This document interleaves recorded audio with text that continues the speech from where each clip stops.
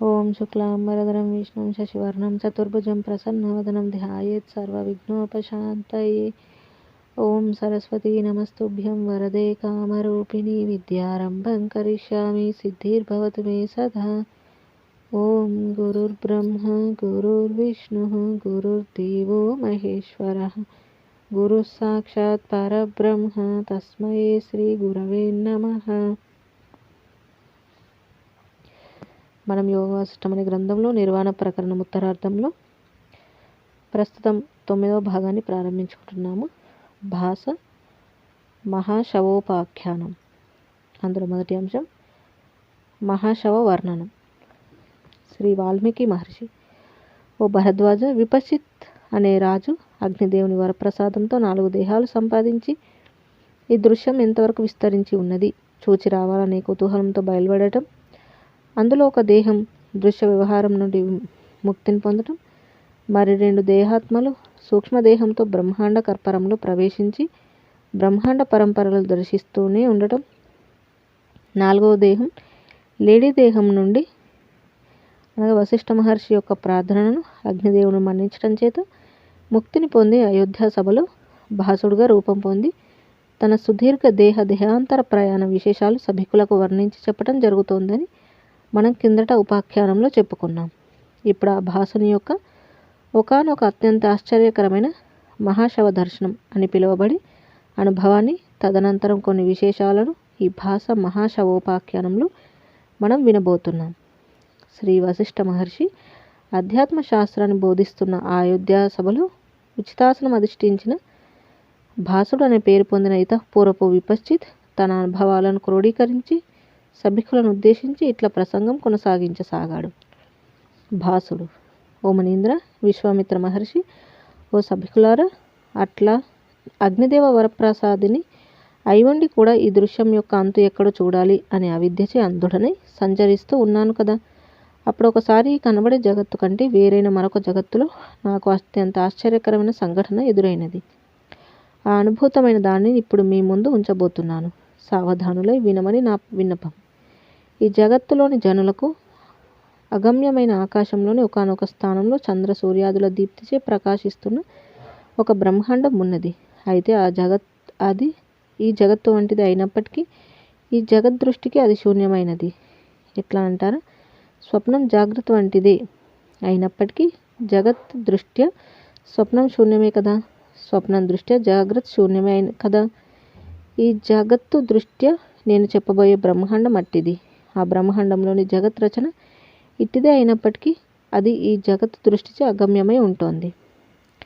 నేను ఆ బ్రహ్మాండంలో దిగంతం చూడాలనే అభిలాషతో ప్రవేశించి గొప్ప ఛాయగల కొన్ని భూములలో సంచరించసాగాను. ఇట్లా సంచరిస్తూ ఉండగా ఆకాశంలో ఏదో రణగోణ శబ్దం వినిపించింది. వెంటనే నేను ఆకాశంలోనికి తేరిపార చూచాను.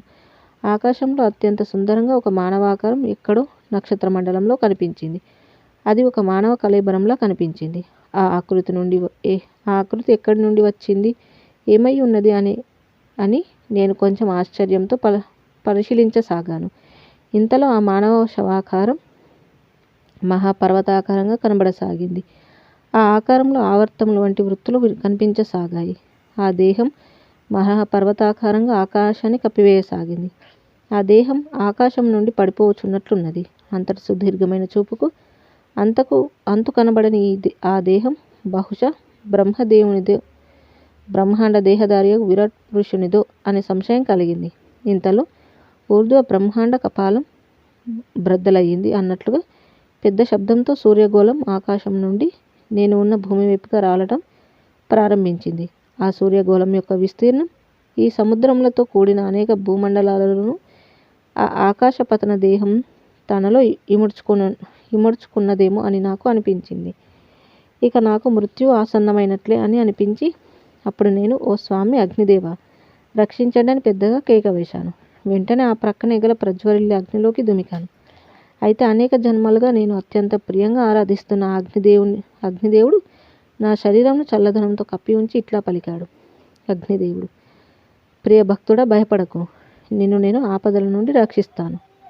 నేను అనగా భాసుడు: ఓ మహాదేవ అగ్నిదేవ, తమకు జయమగుగాక. ఆహా, ఏమి మీ భక్తవాత్సల్యం? ప్రతి జన్మలోనూ మీరు శరణ్యులై నన్ను ఆపదలు వచ్చినప్పుడల్లా రక్షిస్తూనే ఉన్నారు. ఇప్పుడు అకాలంగా కల్పాంతం వచ్చి పడుచున్నట్లున్నది. ఇదిగో సూర్యగోళం నేలపై వ్రాలటం చూస్తున్నారా? ఏదో మహాశవం ఆకాశమంతా ఆక్రమించి సూర్యగోళాన్ని నేలవైపుగా త్రోసుకొస్తుంది. ఎంతటి ఆపత్సమయం! ప్రభువు నన్ను రక్షించమని పాదాభివందనం చేస్తూ శరణు వేడుచున్నాను.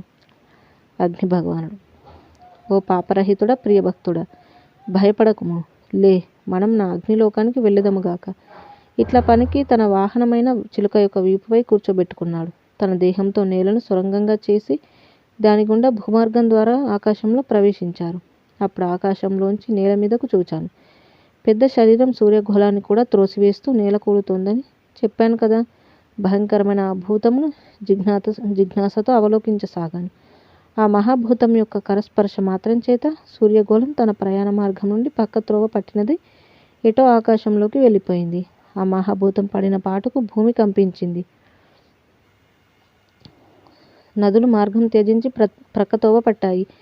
ఆ దేహ స్పర్శచే భూమిపై సముద్రంతో సమానమైన గోతులు ఏర్పడ్డాయి. అన్ని వైపులా భయంకరమైన శబ్దాలు వినిపించసాగాయి. హిమాలయం మొదలుగా గల ఎత్తైన పర్వతాలు భూమిలోకి కృంగి భూగర్భంలోకి అణిగిపోసాగాయి. అప్పుడు ఆ శవం ఇది బ్రహ్మాండం యొక్క అర్ధభాగం అన్నట్లుగా భూమిని ఆకాశాన్ని కప్పివేసింది. ఆ శవం వేగంగా నేలపై పడటం చేత దశ దిక్కులు పికటిల్లాయి, ప్రతిధ్వనించాయి. భూమి 2 విడివిడి భాగాలుగా చీలిపోయింది. ఆ శవం యొక్క సగభాగం భూగోళం పైన, మిగతా సగభాగం ఆకాశంలోనూ నిలిచింది. ఆ మాంసమయ శవం యొక్క చిన్న విభాగం కూడా సప్త సముద్రంతో కూడిన పృథ్వీ చాలకున్నది. అప్పుడు నేను అగ్నిదేవునితో ఇట్లా సంభాషించాను. నేను అనగా భాసుడు: ఓ అగ్నిదేవ, అనేక భూమండలములను ఒకే చోట చేరిస్తే కూడా సరిపోనంత ఈ మాంసమయ దేహం ఎక్కడి నుండి పడింది?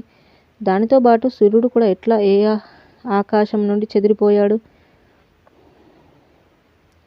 ఇంతటి విస్తారమైన దేహం ఇతఃపూర్వం ఎక్కడ ఉండేది? అగ్నిదేవుడు: ప్రియ విపశ్చిత్తు, ఈ శవం యొక్క పతన వ్యవహారమంతా క్షమించని భయరహితుడవై ఆ తతంగం చూడు. అటు తర్వాత అదంతా నేను సవిస్తారంగా వివరిస్తాను. నేను సరే అని ఆ మహాదేవ పతన వ్యవహారమంతా ఆశ్చర్యపడుతూ దర్శించసాగాను. ఆ శవం నేల కూలింది. ఇంతలో ఆకాశంలోంచి సమస్త వస్త్రాభరణాలు ధరించిన అనేక మంది ఆకాశ జీవులు ఆ చోటికి వచ్చారు. ఆ వచ్చిన వారిలో సిద్ధులు, సాధ్యులు, అప్సరసలు, అసురులు, గంధర్వులు, నాగులు, కిన్నెరులు, ఋషులు, మునులు, యక్షులు, పితరులు, మాతరులు, దేవతలు వీరంతా ఉన్నారు. వాళ్ళంతా ఆ మహాశరీరం చుట్టూ నిలబడి ఆకాశం వైపుగా 2 చేతులు ఎత్తి నమస్కరించసాగారు. వారంతా సర్వేశ్వరి, భక్తవత్సల, శరణాగత, దాక్షాయని యగు కాలరాత్రి భగవతిని ఇట్లు స్తుతించారు. ఏ దేవి అయితే మహాకల్పాంతంలో బ్రహ్మదేవుని కపిలవర్ణమగు గొప్ప జడల సమూహాన్ని తన మంచపు కోడునకు కట్టుచున్నదో, అసురుల శిరస్సులచే కూర్చబడిన మాలను కంఠానికి ఆభరణంగా ధరిస్తుందో, గరుత్మంతుని రెక్కలను శిరోభూషణంగా చేసుకుంటుందో, సర్వ ప్రాణికోట్లతో సహా ఈ నది పర్వతాలతో కూడిన భూపీఠ రూపమైన ఈ జగత్తును అతి చమత్కారంగా పానం చేసి వేస్తుందో, అయితే బ్రహ్మాండమునంతటిని పానం చేస్తున్నప్పటికీ ఆ క్రియా విశేష లేశము కూడా అంటక నిత్యము శుద్ధ చిద్రూపిణి అయి విరాజిల్లుతుందో, తాను దేహరహితులై ఉండి కూడా భక్తుల అనుగ్రహం కొరకు మాత్రమే శరీరలతను ధరిస్తుందో, అట్టి జగజ్జనని మమ్ములనిప్పుడు రక్షించుగాక, సదా కాపాడుగాక. పాహిమాం మాతా కాలరాత్రి దేవి భగవతి రక్షమాం. జై శ్రీరామ్. ఈ విధంగా మనకి మహాశవ వర్ణనం అనే అంశాన్ని వివరించి చెప్పడం చూసాము. ఇక తర్వాత 2వ అంశము చండీఘన శవభక్షణం. చండీఘన శవభక్షణం. భాసుడు: ఓ సభికులారా, ఇంకా వినండి. ఆ విధంగా దేవగణం ఆ మహాదేహం చుట్టూ నిలబడి భగవతీయగు చండీదేవిని స్తుతిస్తూ ఉండగా, అప్పుడు నేను ఆ మహాదేహం వైపుగా తేరిపార చూస్తూ ఉన్నాను. అయితే ఆకాశంలోంచి అగ్నివాహనమగు చిలుక రెక్కలపై అగ్నిదేవుడు తోడుగా కలిగి ఆసీనుడై ఉన్న నాకు ఆ మహాశవం పొట్టభాగం మాత్రమే కనిపిస్తోంది. ఇక శిరోభాగం, భుజములు, తొడలు మొదలైన తదితర శరీర భాగాలు లోకాలోక పర్వతమున కావల విస్తరించి ఉండడం చేత వాటిని నేను చూడలేకపోయాను. కానీ అగ్నిదేవుడు వాటిని గురించి వర్ణించి చెప్పుచుండగా విన్నాను. ఆ విధంగా ఆకాశచారులు ఆ చండీదేవిని భక్తి ప్రపత్తులతో ఆదరంగా స్తుతిస్తూ ఉండగా, అప్పుడు ఆ దేవి ఆకాశంలో శుష్క శరీరంతో స్వయంగా ప్రకటితమైంది. ఆ దేవి ఆకాశంలో దివ్యానంద జ్యోతి స్వరూపిణి అయి ప్రత్యక్షమైంది. మాతృగణంచే లాలించబడుచున్నది. ఆమెను స్తోత్రం చేసే కుబండ యక్ష బేతాళుదులు ఆకాశంలో నక్షత్రాల వలె కనిపించసాగారు. అనేక శిరస్సులచే కూర్చబడిన మాల ఆమె పాలిన్ల మధ్యగా అటు ఇటు ఊగుతోంది. అక్కడి దేవతలు, ఓ దేవదేవి, మీకు మా ప్రణామములు. ఈ మహాశవం మాచే కానుకగా మీకు సమర్పించబడుచున్నది. మీ పరివారంతో సహా శవమును స్వీకరించు తల్లి. హే కాళీమాత, మాకు సర్వశుభములు ప్రసాదిస్తున్న నీకు కృతజ్ఞతాపూర్వకంగా ఈ మహాశవమును సమర్పిస్తున్నాం. అంగీకరించి మమ్ము అనుగ్రహించు. ఆ దేవత ప్రార్థన ఆ దేవి విని చిరునవ్వు నవ్వింది. ఆ తల్లి సర్వప్రాణశక్తి కదా, అందుచేత తన ప్రాణవాయువు శక్తి చేత ఆ శవం యొక్క సారభూతమగు రక్తంను ఆకర్షించనారంభించింది. ఆ మహాశవమై యొక్క రక్తం ఆ దేవి ముఖంలోకి ప్రవేశించనారంభించింది. ఇతపూర్వం సన్నగా పొడుగ్గా ఉన్న ఆ చండీదేవి ఇప్పుడు దేహం తృప్తి పొందింది. పరిపుష్టి పొందేంత వరకు ఆకర్షించబడినంత రక్తంను త్రాగివేసింది. తత్ఫలితంగా స్థూల దేహ స్వరూపిణిగా కనిపించింది.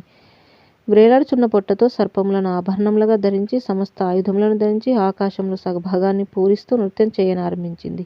దేవతలు ఆ చండీదేవి నృత్యాన్ని తన్మయులై వీక్షించసాగారు. ఇంతలో ఆ దేవి అనుచరులైన పిశాచ కుభాండ రూపికాది అనుచరులు మిగిలి ఉన్న శవమును ఆస్వాదించసాగారు. కుభాండులచే కటిభాగం, రూపికా సమూహం చేత పొట్టభాగం, యక్షులచే పార్శ్వ పుష్ట భాగాలు భక్షించబడసాగాయి. బ్రహ్మాండ కపాలానికి ఆవలపడిన శవ విభాగాలను పిశాచులు చేరలేకపోవటం చేత ఆ శరీర విభాగాలు కాలక్రమేణా స్వయంగా విలీనమైపోయాయి. ఆకాశంలో చండికాదేవి నృత్యం సల్పుతోంది. భూతగణం కచ కచ చక కచ చక శివ శివ శబ్దాలు చేస్తూ శవభక్షణ చేస్తున్నారు. లోకాలోక పర్వతంపై నిలబడి దేవతలంతా ఈ తతంగాన్ని చూస్తున్నారు. భూతగణం చేసే కచ చక శివ శబ్దాలు, నాడుల ఎముకల ఘట కట ఖండన శబ్దాలు ఆకాశంలో అన్ని వైపుల నుండి వినబడుచు మిన్నుముట్టసాగాయి. భూమిపై అనేక చోట్ల భూమికల మొక్కల గుట్టలు ఏర్పడసాగాయి. సప్త దీపాలు ఆ శవం యొక్క దుష్టావయవముల ఖండనములచే ఆక్రమించబడ్డాయి. అదంతా చూస్తూ లోకాలోక పర్వత శిఖరంపై నిలిచిన దేవతలు ఎంతో దుఃఖితులై ఖిన్నులై ఉన్నారు. శ్రీరాముడు, ఓ వశిష్ఠ మహర్షి, ఈ మహనీయుడు చెప్పే స్వానుభవం వింటూ ఉంటే నాదొక చిన్న సందేహం. బ్రహ్మాండమును దాటి బ్రహ్మాండ కపాలం వరకు విస్తరించి పడిన ఆ శవం యొక్క ఖండ విభాగాలు మరి మధ్యలో గల లోకాలోక పర్వతమును కూడా ఎందుకు కప్పివేయలేదు? శ్రీ వశిష్ఠ మహర్షి, ఓ రామచంద్ర, ఆకాశం నుండి వాలుగా పడేటప్పుడు ఉదర భాగం సప్తదీపములలోను శిరస్సు, పాదాలు మొదలైన బ్రహ్మాండమునకు ఆవల పడి ఉండవచ్చు. ఆ దేహ పార్శ్వభాగం, మధ్య భాగం, కటి ప్రదేశం మొదలైన వాటికంటే లోకాలోక పర్వతం ఎత్తైనది కనుక ఖండితంగా పడిన దేహ భాగాలు లోకాలోక పర్వతంపై నిలిచి ఉండకపోవచ్చు.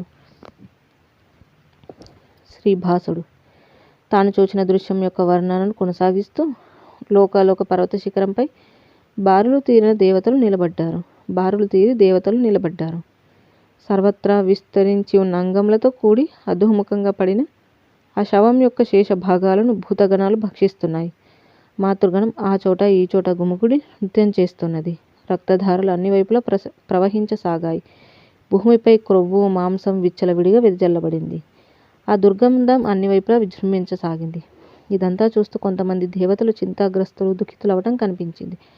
ఆ చింతాగ్రస్తులైన దేవతలు ఆ భీకర దృశ్యాన్ని చూచి ఇట్లా చింతించసాగారు.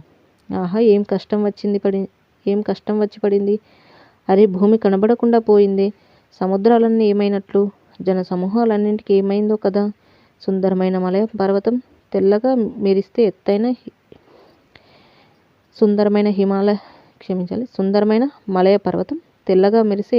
హిమవత్ పర్వతం, క్రౌంచ పర్వతం, దానిపై గల కల్పవృక్షం ఇవన్నీ చూర్ణములై రక్త మాంసాలలో కలిసిపోయినాయి కాబోలు.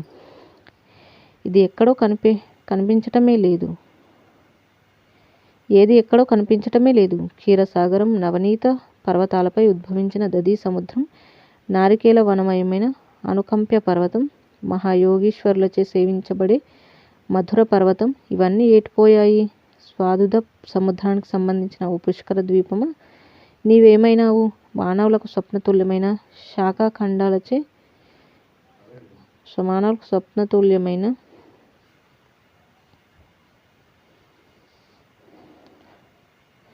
మానవులకు స్వప్నతుల్యమైన శాఖాదీప పర్వత శ్రేణులు ఏమూల ఉన్నాయో ఏమైనాయో.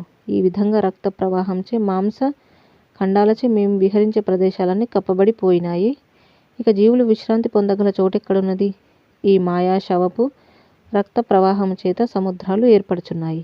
ఇంతెందుకు, నగరాలు, గ్రామాలు, అగ్రహారాలతో నిండి ఉండే భూమియే కనిపించకుండా పోయింది. అంతేకాదు, మన విద్యాధరులు తదితర దేవతలు విమానాలలో సంచరించే ఆకాశ ప్రదేశాలు క్రొవ్వులు ప్రేగులతోనూ వాటిని భక్షించే భూతగణముల కిరకిర శబ్దాలతోనూ నిండిపోయాయి. కొంతసేపటికి భూతగణం మాంసభక్షణం చేస్తూ రక్తం గ్రోలుచుండగా భూమి కొంచెం కొంచెంగా కనిపించసాగింది. అయితే భూమి కొరువు పూరలతో కప్పివేయబడింది. ఆ శవం యొక్క హస్తులు మహాపర్వతమంత ఎత్తులు గుట్టలుగా పడి ఉండటం కనిపించింది. భూతగణం రక్త మాంసాలను భక్షించి కొరువును మాత్రం వదిలి ఆకాశంలో నృత్యం చేయసాగాయి. ఇకప్పుడు అనేక చోట్ల ఇంకనూ మిగిలి ఉన్న రక్తమంతా అక్కడి దేవతల సంకల్ప బలం చేత ఒక ప్రవాహంగా మలచబడింది. 7 సముద్రాలలో ఒక సముద్రంలోకి మాత్రమే అక్కడి రక్తమంతా మరల్చబడింది. దానిని ఆ దేవతలు తమ సంకల్ప బలం చేత మధ్య సముద్రంగా గావించి వేశారు. అది ఆ తర్వాత మధ్యధార సముద్రంగా నేటికి వెలసింది. ఆ భూతగణం ఆకాశంలో నృత్యం చేస్తూ ఆ సముద్రంలోని మద్యం తాగి మరల ఆకాశంలో ఆనంద నృత్యం చేయసాగాయి. వారి వలనే నేటికి కూడా భగవతియగు యోగీశ్వరి యొక్క గణములతో సహా ఆ భూతగణం సముద్ర మధ్యంలో మద్యం త్రాగుతూ ఆకాశంలో నృత్యం చేస్తూనే ఉన్నాయి. ఆ భూతగణంచే భుజించబడగా మిగిలిపోయిన శుష్క మేధస్సు అనగా మిగిలిపోయిన క్రొవ్వు సమూహములు భూమిపై విస్తరించడం చేత ఈ భూమి మేదిని అనే పేరుతో ప్రసిద్ధికెక్కింది. క్రమంగా ఆ శవం క్షయించింది. సూర్యుడు, చంద్రుడు మొదలైన వారు తమ తమ స్థానములను మరల చేరుకున్నారు. మరల రాత్రి భవళ్ళు ప్రవర్తించసాగాయి. అప్పుడు ప్రజాపతి నూతన ప్రజలను సృష్టించసాగారు. మరల భూతలంపై సృష్టి యథాప్రకారంగా వర్ధిల్లసాగింది. జై శ్రీరామ్. ఈ విధంగా మనకి చండీఘన శవభక్షణం అనే అంశాలు వివరించడం అనేది చూసాము. ఇక తర్వాతి అంశం 3, మశక వ్యాధుని ముని దర్శనం. భాసుడు: ఓ దశరథ మహారాజా, ఇదంతా నేను భగవానుడవు అగ్నిదేవుని వాహనమైన చిలుక రెక్కలపై కూర్చొని చూస్తున్నాను కదా. అప్పుడు నా ప్రియదైవమవు అగ్నిదేవుని ఇట్లా ప్రశ్నించాను నేను. భాసుడు: హే మహాత్మా, సర్వయజ్ఞములకు ప్రభువైన వాడా, స్వాహపతి, దేవదేవ, ఈ శవం ఏమిటి? ఇదంతా ఇట్లా ఎందుకు జరిగింది? దయచేసి చెప్పండి. అగ్నిదేవుడు: ఓ రాజా, ఈ శవ వృత్తాంతం ఏమిటో చెప్తాను విను. ముల్లోకాలలో ప్రకాశింపజేసేది, నాశరహితమైనది, అనంతమైనదిగా చెప్పబడి ఆత్మచమత్కారం బోధించేది అగు ఈ శవం యొక్క విశేషమంతా ఆలకించు.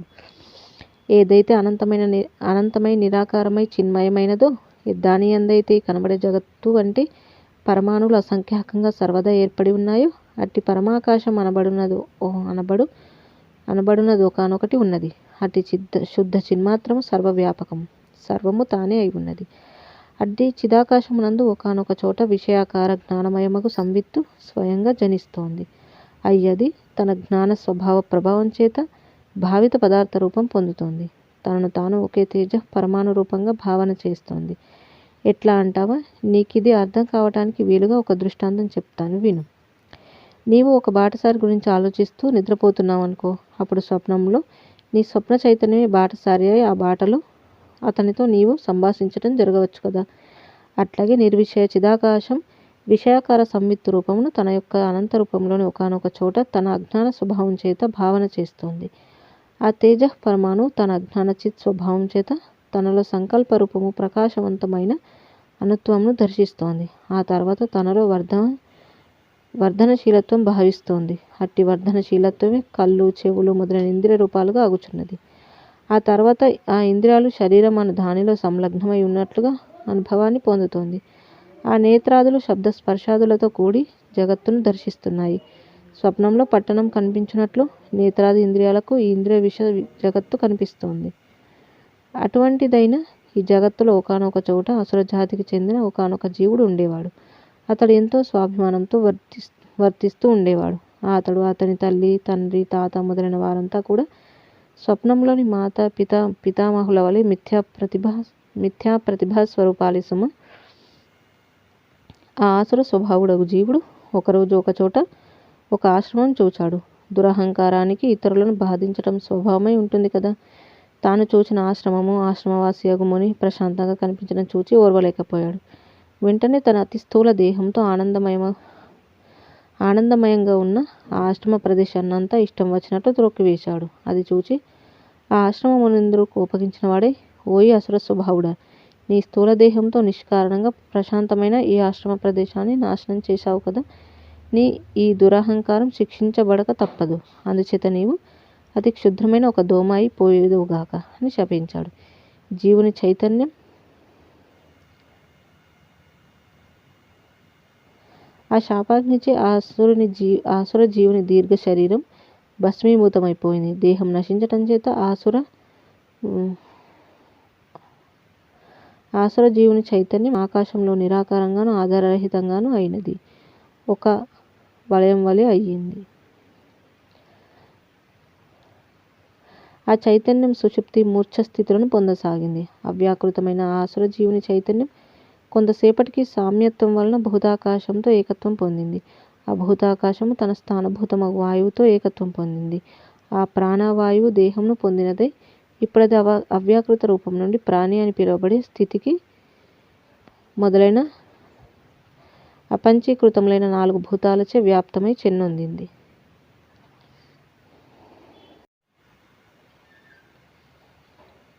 ఆ తదుపరి పంచతన్మాత్రమైనట్టి ఆ చిన్మాత్రణము స్పందనము పొందసాగింది. అనగా క్రియాశక్తి కలిగి ఉన్నదై దాని ప్రాణవాయువునందలి చైతన్యం నందు ఆ తర్వాత జ్ఞానశక్తి ఆవిర్భవించింది. ఆవిర్భవించిన జ్ఞానశక్తిలో ఒకానొక విభాగంగా జ్ఞాపకశక్తి రూపం పొందింది.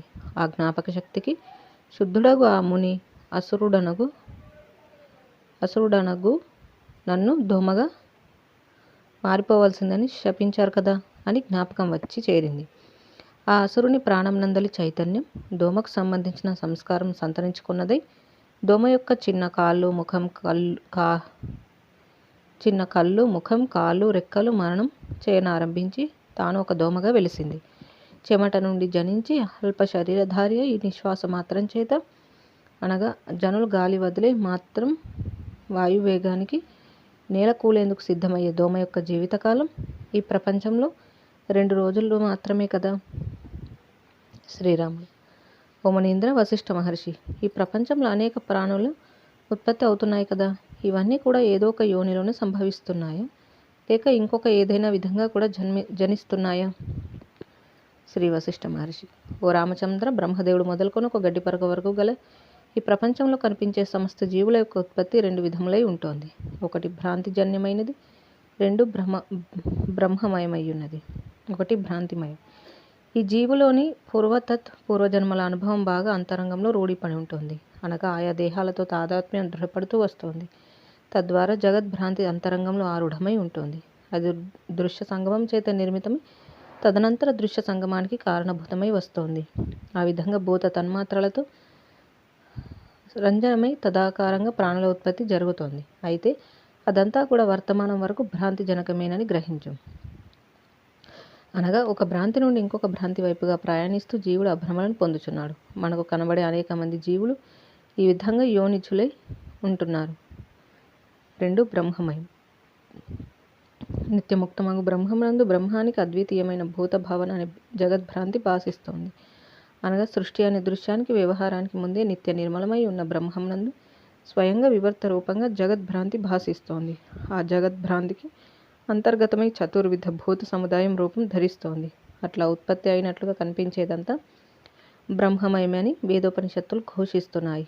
అట్టి జగత్ వ్యవహార ఉత్పత్తికి సంబంధించిన జననం యోనిజం కాదు. అట్టి బ్రహ్మం రూపంగా ఏర్పడే జగదుత్పత్తి అనుభవం గొప్ప సిద్ధ పురుషులకు అనుభవయోగ్యం అవుతుంది.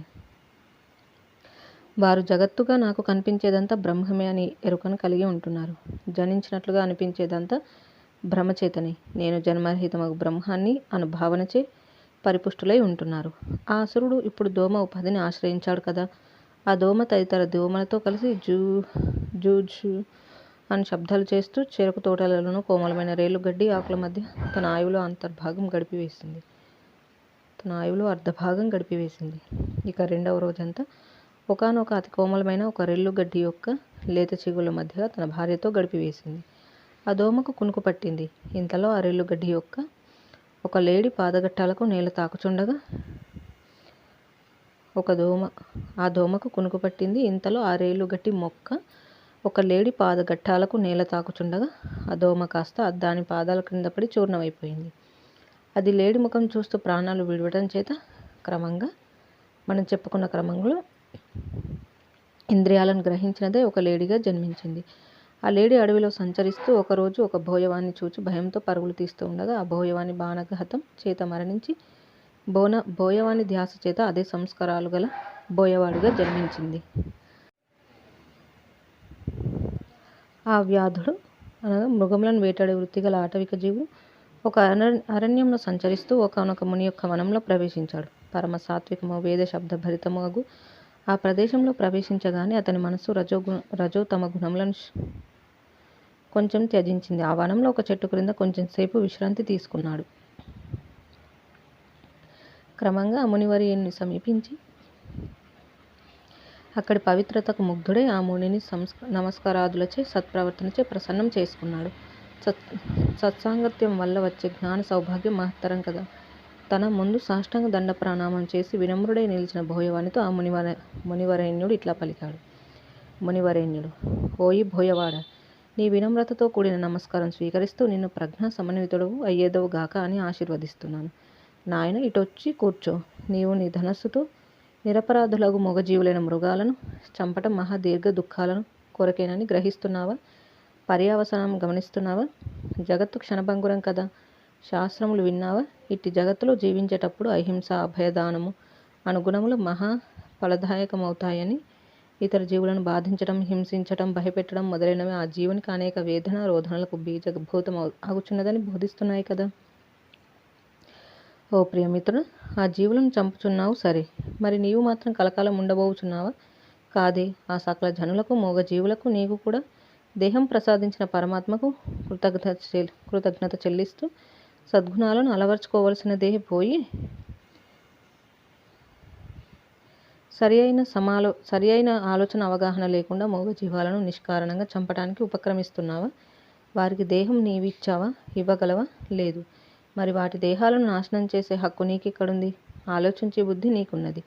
మరి ఆ బుద్ధితో నీకు ఏది శుభప్రదం, ఏది అశుభప్రదం అని నీవు ఆలోచించాలి కదా. ఈ నీ ఆయుష్షు శాశ్వతమా? గాలిచే కొట్టబడుచున్న మేఘాల సముదాయంలోని జలబిందువుల వలె నీ ఆయుష్ క్షణభంగురం కాదా చెప్పు. ఇక్కడ గల భోగాలు అతి చంచలం కదా. నీ భార్య మొదలైన ఆయా జీవులతో గల సంబంధం శాశ్వతమా? కాదు.